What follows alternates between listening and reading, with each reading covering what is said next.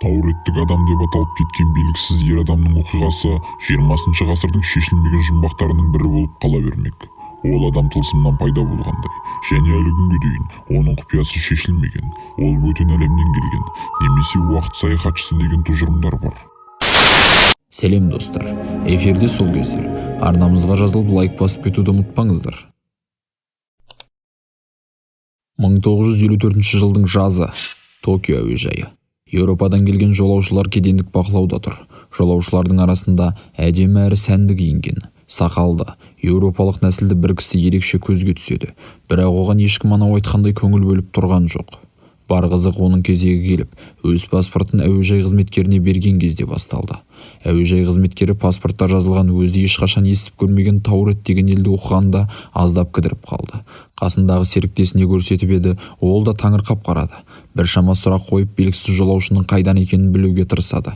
Бірақ жолаушы өзінің Таурет деген елден келгенін айтып, өзінің не үшін бұлай ұсталғанын түсінбейтінін жеткізді.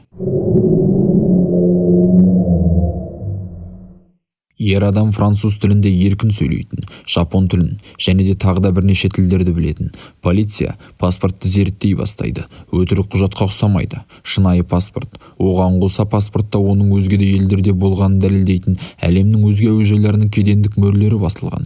Мөрлерді тексеріп көреді. Олар шынайы болып шығады. Және жолаушыда өзімен бірге еуропалық елдердің ақшалары болған. Олар да шынайы. Паспортпен бірге Тауреттен алынған жүргізуші куәлігі де болған. Ер адам өзінің Жапонияға бірінші рет келу емес екенін айтып, белгілі бір компанияда жұмыс істейтін жеткізеді. Бірақ ол компанияда мұнда ер адам туралы ақпарат жоқ болып шығады. Мұның бәріне жолаушы күлкімен қарап, әзілдеп жатырсыңдар ғой деп бірнеше рет сұрайды.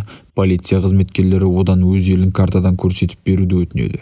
Ер адам Испания мен Францияның арасындағы Андорраны көрсетеді. Бірақ бұл жерде неге Андорра деп тұрғанын түсінбейтінін, оның елі Таурет деп аталатынын жеткізеді. Оның елі мыңдаған жылдардан бар екенін және ол туралы әлем білмеуі мүмкін емес екенін айтады. 8 сағаттық сұрақ жауап ешқандай нәтиже бермеген соң, полиция ер адамды қонақ үйге орналастырып, бөлмесінің жанына күзет қояды. Таңға дейін ол бөлмеден шықпайды. Ал таңертеңгісін оны қайта сұрақ жауап қалып кетейін десе, бөлме бос екені белгілі болады.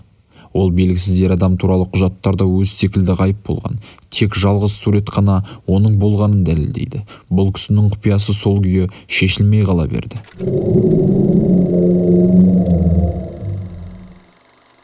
Достар, сіздер қалай ойлайсыздар? Бұл адам өзге әлемнен бе, әлде шынымен уақыт саяхатшысы ма? Сіздермен болған сол кездер. Арнамызға жазылып, лайк басуды ұмытпаңыздар.